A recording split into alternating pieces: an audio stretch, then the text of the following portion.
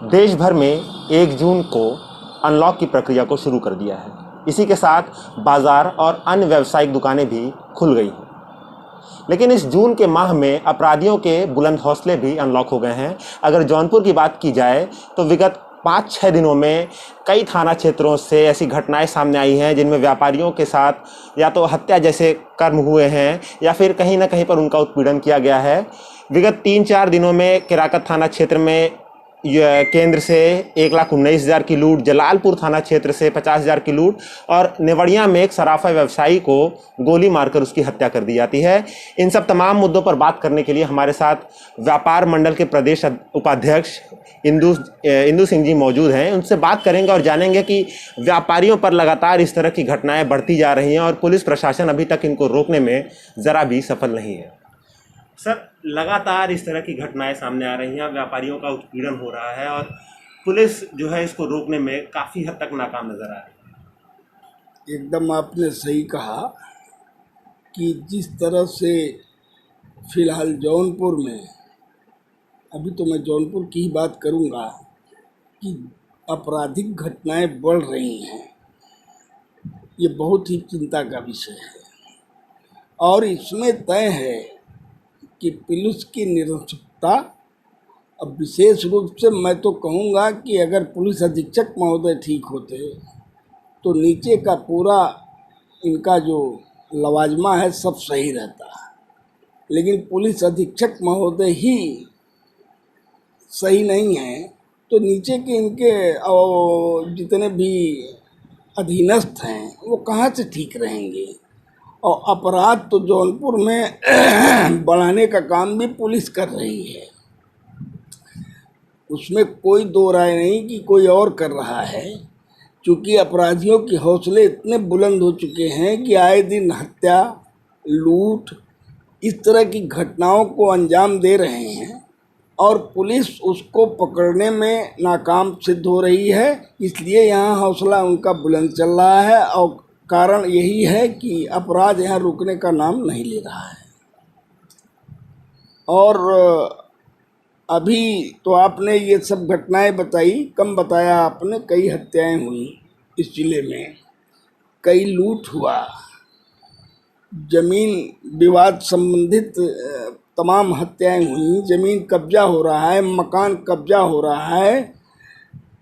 अभी आपने देखा होगा कि परसों की घटना है जो बहुत ही दुखद है, इसकी जितनी निंदा की जाए कम है, कि एक फोटो स्टेट का व्यवसायी, वहाँ एक लाइन बाजार थाने का सिपाही सादे ड्रेस में फोटो स्टेट करवाने जाता है और फोटो स्टेट का मालिक उनसे पैसा ले लेता है। उसका जुर्म केवल यही था। इतने पे ही वो जनाब नाराज़ हो गए और नाराज़गी इस हद तक हो गई कि पूरी की पूरी फोर्स आ गई और इंस्पेक्टर सहित आए। इंस्पेक्टर के साथ उनके पूरे जो उनका चलता है लाव लश्कर, सारे लोग आए और जो आचरण किया वहाँ पर वो बड़ा कष्टकारी है कि उसका विकलांग भाई, उसके यहाँ एक महिला जो कि प्रेग्नेंट थी, उसके साथ अभद्रता किया और इस तरह से तांडव किया गया कि जिसकी जितनी भत्सना की जाए उतना कम है। और तो और उसके बाद उसके ही खिलाफ एक मुकदमा को भी पंजीकृत कर दिया उस थाने वालों ने। तो हमारी मांग है, बहुत सीधी मांग है कि उस इंस्पेक्टर को तत्काल कप्तान साहब सस्पेंड करें और मुकदमा एक्सपंज करें। अगर चाहते हैं कि हम लोग भी चैन से रहें और जितने भी अपराध हो रहे हैं उनका सही सही पर्दाफाश करें और सही सही अपराधी पकड़े जाएं, ताकि जो है अपराध किसी तरह से रोका जा सके। एक तरफ तो कप्तान साहब, अभी परसों जब नेवड़िया में एक घटना हुई, वो जो स्वर्ण व्यवसायी था मौर्या, तो उस दिन ये अपना गए वहाँ मौके पे और वहाँ उन्होंने बयान दिया, जो बाइट दिया मैं भी सुन रहा था कि उसके साथ लूट नहीं हुई है। उसका बैग वहीं पाया गया। उसका बैग वहीं पाया गया, मोबाइल पाया गया। अब इन्होंने जान लिया कि लूट नहीं हुई है, ये कोई रंजिशन हत्या हुई है, इसकी जांच होगी। और जबकि सत्य ये है, जहाँ तक हमको जानकारी हुई है, कि उसकी लूट हुई है और लूट के चक्कर में ही उसकी हत्या हुई है।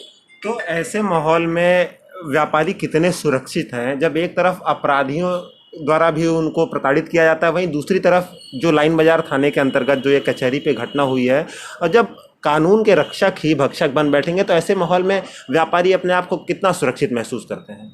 कुछ नहीं, एकदम सुरक्षित नहीं महसूस करता व्यापारी। फिलहाल इस समय इतना असुरक्षित कभी व्यापारी था ही नहीं। मैं 40 साल से, विगत 40 साल से मैं व्यापार मंडल की राजनीति कर रहा हूँ। व्यापारियों के सुख दुख में शामिल होता रहा हूँ और बड़ी लड़ाई भी लड़ी है हमने, बहुत कुछ देखा है हमने, लेकिन ऐसा मैंने नहीं देखा। एक तो पुलिस अधीक्षक महोदय से आप दूरभाष पे बात नहीं कर सकते। उनके यहाँ जब आप फ़ोन मिलाइए तो उनका पीआरओ फ़ोन उठाता है। सारा मामला पीआरओ ही सुनेंगे, पीआरओ ही हल करेंगे, जो भी व्यक्ति करेगा फ़ोन। मैं तो कल भी मैंने एक बाइट में कहा था कि वो व्यक्ति बहुत भाग्यवान होगा जो पुलिस अधीक्षक महोदय से डायरेक्ट बात कर लेता होगा फ़ोन पर। और मैं इतने कहना चाहूँगा, पुलिस अधीक्षक महोदय अब भी चेत जाएं, अभी समय है। चूँकि लॉकडाउन चल रहा है, लॉकडाउन अब भी है, एक आदेश है सरकार का कि इस समय कोई आंदोलन, कोई धरना, कोई प्रदर्शन नहीं हो सकता। लेकिन अगर पानी सर के ऊपर हो जाएगा तो सड़क पर उतरना मजबूरी हो जाएगी हमारी, और हम सड़क पर उतरेंगे। व्यापारी हमारे हर जगह, पूरे ज़िले भर के व्यापारी एकदम मेरे साथ हैं। और वही 2004 में अपराध के खिलाफ मैंने बंद किया था ज़िले को। हमको लगता है कि वह स्थिति आज फिर आ गई है कि मैं ज़िले को जो बंद करूँगा और एक विशाल प्रदर्शन भी करने के लिए। जो सबसे ज़्यादा कष्टकारी है कि पुलिस का अधिकारी मौके पे जाकर जात सूचक शब्द से गाली दे, इससे बड़ा कष्ट क्या हो सकता है। पुलिस का तो न कोई जात होती है, जनता जनता होती है, न ठाकुर होता है न ब्राह्मण होता है, किसी भी जात का हो। और जिस तरह से जो वीडियो या जो फुटेज हम लोगों के पास आए हैं, उसको देखने के बाद बहुत कष्ट होता है। मैंने 1 हफ्ते का समय दिया है कि 1 हफ्ते के अंदर, आज मैं फिर उस बात को दोहरा रहा हूँ कि पुलिस अधीक्षक महोदय उस इंस्पेक्टर को सस्पेंड करें और मुकदमा एक्सपंज करें, और जो पुलिस कर्मियों ने इस तरह से बदतमीजी किया है उनके खिलाफ मुकदमा कायम करें। अगर ये नहीं करते हैं तो मैं लखनऊ जाने के लिए बाध्य हो जाऊंगा और लखनऊ जाकर वहाँ उच्च अधिकारियों से, तमाम लोगों से जिससे भी मिलना है मिलूंगा। और रही बात कि मैं तो यहाँ के सत्तारूढ़ जनप्रतिनिधियों से भी चाहूँगा कि वो भी भविष्य के बारे में अपने सोचें कि आने वाला दिन उनके लिए बहुत कष्टकारी हो जाएगा अगर इस तरह के अधिकारी और इस तरह का आचरण और व्यवहार करके पब्लिक के साथ रहेंगे। तो आप चुनाव आगे आने वाला है, उसमें आप कौन सा चेहरा लेके जाएंगे, कौन सा विकास और कौन सा काम लेके जाएंगे, जब हम सुरक्षित ही नहीं रहेंगे, हम मारे जाएंगे। एक तो मैं वैसे ही लुट गया हूँ, इस समय हमारी स्थिति, व्यापारियों की स्थिति सबसे ज़्यादा खराब हो गई। सबसे ज़्यादा अगर किसी की खराब हुई तो व्यापारी की हुई। लेकिन उसके बाद भी हमारा व्यापारी इस पूरे जब जो चल रहा है, गरीबों को खाना खिलाना या जो भी सेवा करनी थी इस पूरे लॉकडाउन में कर रहे हैं, आज भी कर रहे हैं लोग। और उसका परिणाम ये मिल रहा है कि हमको ही गाली मिल रही है, हमको अपराधी अलग प्रताड़ित कर रहे हैं और पुलिस वाले इस तरह से व्यवहार कर रहे हैं। तो उस तो कुछ समझ में आ नहीं रहा है। लेकिन मैं एक बार लखनऊ जाऊंगा और लखनऊ जाकर सारी स्थिति से अवगत कराऊंगा, विशेष रूप से पुलिस अधीक्षक महोदय के पूरे कार्यकाल को। जब से वो आए हैं जौनपुर से, तब से ज़िले में कितने घटनाएं हुई और कितने का पर्दाफाश हुआ। एक चीज़ और पुलिस वाले करते हैं, फर्जी मुकदमा कायम करना, चार्जशीट लगाना, फाइनल रिपोर्ट लगाना, ये बड़ी तेज़ी से चल रहा है। मकान कब्जा करवाना, ज़मीन कब्जा करवाना, यही काम है पुलिस वालों का।